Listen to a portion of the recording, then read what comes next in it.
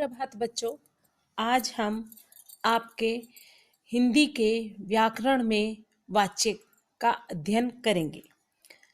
वाच्य क्रिया का रूप परिवर्तन होते हैं। वाच्य के द्वारा क्रिया के रूप परिवर्तन से वाक्य के अंतर्गत कर्ता, कर्म, क्रिया तथा क्रिया से लिंग, वचन एवं पुरुष में जो रूपांतर होता है, उसकी प्रकृति जो सामने आती है, उसे वाच्य कहते हैं। वाच्य से वाक्य में कर्ता, कर्म या क्रिया में से किसी एक की प्रधानता का पता चलता है। वाच्य के द्वारा ही कर्ता, कर्म और भाव की अवधारणा स्पष्ट होती है। किसी भी वाक्य में कर्ता प्रमुख है, कर्म प्रमुख है या भाव प्रमुख है, यह बताने वाला ही वाच्य होता है। वाच्य की परिभाषा, वाच्य का शाब्दिक अर्थ होता है बोलने का विषय। क्रिया के जिस रूप से यह पता चले कि क्रिया का मुख्य विषय कर्ता है, कर्म है या भाव है, उसे वाच्य कहते हैं। जैसे बालक सुंदर लग रहा है, इस वाक्य में बालक कर्ता है। जैसे दूसरा वाक्य, बाल गोविंद भगत खेतीबाड़ी कर रहे हैं, इस वाक्य में खेतीबाड़ी यानी कि कर्म प्रमुख है। उससे रोया नहीं जाता, इस वाक्य में रोने का भाव है, इसलिए यहां पर भाव प्रमुख है। वाच्य के भेद, वाच्य के मुख्यतः दो भेद होते हैं, कर्तृवाच्य और अकृतवाच्य। अकृतवाच्य के फिर से दो भेद होते हैं, कर्मवाच्य और भाववाच्य। जैसे आप इंग्लिश में एक्टिव वॉइस और पैसिव वॉइस पढ़ते हैं, वही हिंदी में वाच्य है। एक्टिव वॉइस कर्तृवाच्य और पैसिव वॉइस अकृतवाच्य। कृतवाच्य आते हैं जहां पर सबसे पहले मतलब क्रिया के रूपांतर से जब वाक्य में कर्ता की प्रधानता का बोध होता है, अर्थात जिस वाक्य में कर्ता प्रधान होता है, उसका संबंध क्रिया का संबंध कर्ता से होता है, वहां पर कृतवाच्य होता है।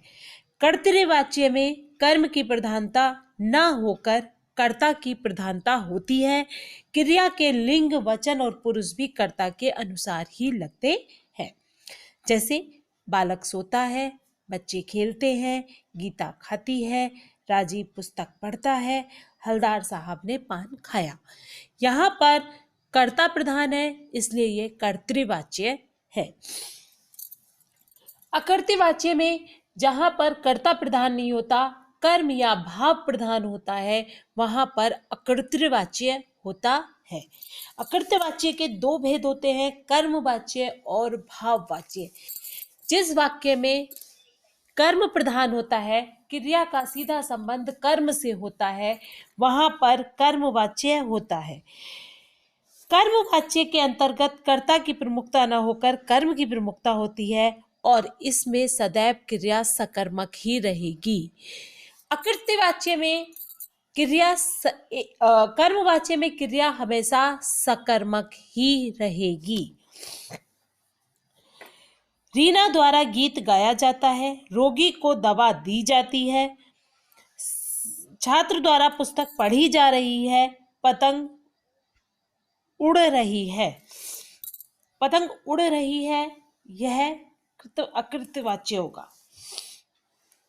अतः भाववाच्य पर जिस वाक्य में या क्रिया का वह रूप जिससे वाक्य में भाव की प्रधानता का बोध होता है, हमें पता चलता है कि इस वाक्य में भाव प्रधान है, वहां पर भाव वाच्य होता है। जैसे सोहन से चला नहीं जाता,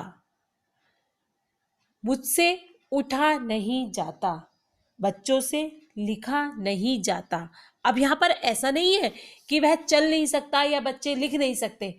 यहाँ पर इस वाक्य में सीधा संबंध मन से है और मन का संबंध भाव से है कि इस समय करने का मन नहीं है, इसलिए किया नहीं जा रहा है। कृतवाच्य से कर्मवाच्य में परिवर्तन के नियम। कर्मवाच्य में सदैव क्रिया सकर्मक होती है, जबकि कर्तवाच्य में क्रिया अकर्मक और सकर्मक दोनों होती है। भाववाच्य में क्रिया सदैव अकर्मक होती है, तो कृतवाच्य के जो वाक्य सकर्मक क्रिया के होंगे वो कर्मवाच्य में परिवर्तित होंगे और जो अकर्मक क्रिया के होंगे वो भाववाच्य में परिवर्तित होते हैं। कर्ता के स्थान पर से के द्वारा अथवा द्वारा विभक्ति लगाकर कृतवाच्य को कर्मवाच्य में बदला जाता है। जैसे सीता खाना खाती है, सीता के द्वारा खाना खाया जाता है। परिवर्तन करते समय क्रिया के केवल रूप में परिवर्तन होता है, क्रिया के काल में परिवर्तन नहीं होता। जब हम कृतवाच्य से कर्मवाच्य में परिवर्तन करते हैं तो उसमें किसी भी परिस्थिति में काल में परिवर्तन नहीं होगा, उसकी केवल क्रिया परिवर्तित होगी।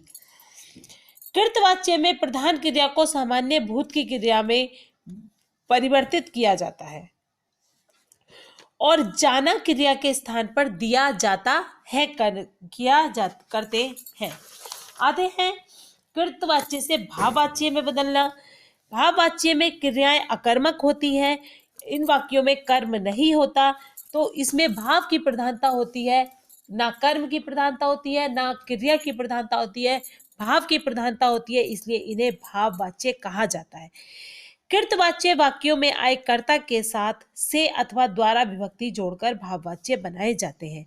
जैसे युवराज पढ़ रहा है, युवराज द्वारा पढ़ा जा रहा है जा रहा है। अगर हम युवराज पढ़ रहा है इसे हम कर्मवाच्य में बदलेंगे तो युवराज से पढ़ा जाता है। मछली पानी में तैरती है, मछली से पानी में तैरा जाता है। वह मैं अब चल नहीं सकता, मुझसे अब चला नहीं जाता।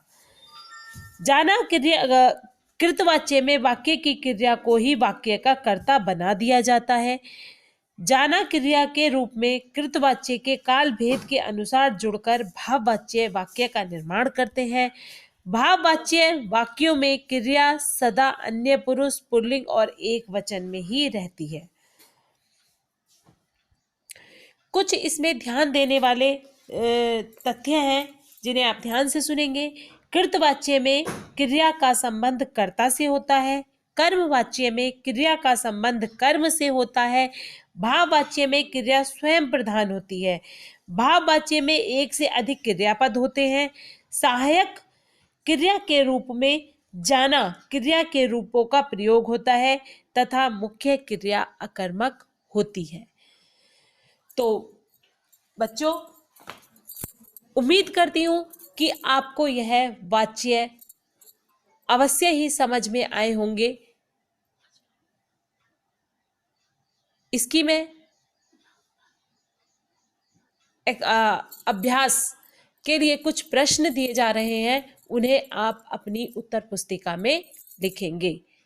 धन्यवाद।